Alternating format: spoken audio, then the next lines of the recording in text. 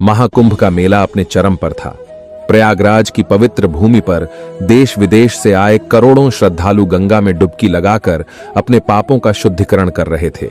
मेला केवल एक धार्मिक आयोजन नहीं था, बल्कि साधुओं, संतों और योगियों का अद्भुत समागम भी था।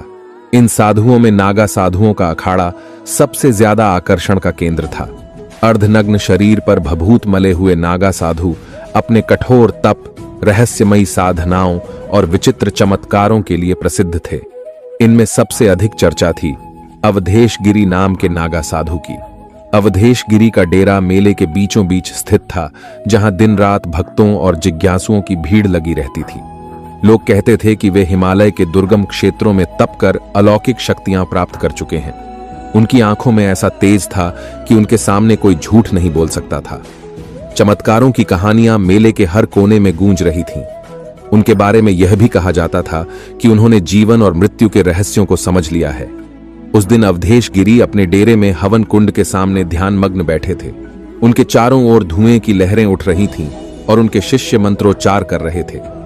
भक्तजन दूर खड़े श्रद्धा और भय के साथ यह सब देख रहे थे। तभी भीड़ को चीरती हुई एक वृद्ध महिला उनके पास पहुंची। महिला बहुत परेशान और थकी हुई दिख रही थी। वह रोती हुई साधु के चरणों में गिर गई और कांपती हुई आवाज में बोली, बाबा, मेरे बेटे पर कोई बड़ी विपत्ति आ गई है। महीनों से वह बिस्तर पर पड़ा है, न कुछ खाता है, न कुछ बोलता है। उसका शरीर दिन ब दिन सूखता जा रहा है। मैंने वैद्य हकीम सबको दिखाया, लेकिन कोई उसे ठीक नहीं कर सका। आप ही मेरी आखिरी उम्मीद है। अवधेश गिरी ने अपनी आंखें खोलीं। उनकी आंखों की गहराई देखकर महिला एक पल के लिए थर्रा गई। साधु ने शांत स्वर में पूछा, तेरे बेटे की यह हालत अचानक हुई है या धीरे धीरे? महिला ने कहा, बाबा, अचानक। एक दिन खेत में काम करते हुए वह बेहोश हो गया था। होश में आया, लेकिन तब से अजीब सा व्यवहार करता है। कभी रात में चीखता है, कभी बिना वजह रोने लगता है, और अब तो उसने बोलना भी बंद कर दिया है। अवधेश गिरी ने कुछ देर तक अपनी आंखें बंद की और ध्यान लगाया। फिर उन्होंने गहरी आवाज में कहा, तुम्हारे बेटे पर नाग दोष है। यह कोई साधारण बीमारी नहीं, बल्कि एक प्राचीन पाप का परिणाम है। इसे ठीक करना आसान नहीं है, लेकिन तुमने मुझ पर विश्वास किया है तो मैं तुम्हारी मदद करूंगा। इसके लिए एक विशेष साधना करनी होगी। यह साधना खतरनाक होगी और तुम में इसे देखने का साहस होना चाहिए। क्या तुम तैयार हो? महिला ने रोते हुए कहा, बाबा, मैं सब कुछ सहने को तैयार हूं, बस मेरे बेटे को बचा लीजिए। अवधेश गिरी ने अपने शिष्यों को इशारा किया। शिष्य तुरंत हवन कुंड के चारों ओर विशेष सामग्री और जड़ी बूटियां लाकर रखने लगे। चारों ओर एक रहस्यमय मौन छा गया। साधु ने रेत पर एक बड़ा घेरा खींचा और महिला से कहा, इस घेरे के बाहर मत आना, चाहे कुछ भी हो।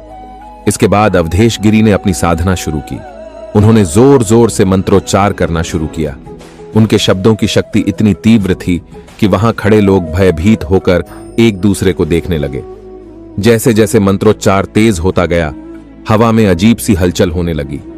हवन कुंड की आग से अचानक लपटें उठने लगीं और धुएं ने पूरे क्षेत्र को घेर लिया। वहां खड़े लोगों को ऐसा महसूस हुआ जैसे समय ठहर गया हो। तभी अवधेश गिरी ने अपनी आंखें खोलीं। उनकी आंखों से एक अजीब सी चमक निकल रही थी। उन्होंने गहरी सांस ली और अचानक अपने मुंह को चौड़ा करना शुरू कर दिया। लोग यह देखकर सन्न रह गए। किसी ने सोचा भी नहीं था कि अगले पल क्या होने वाला है।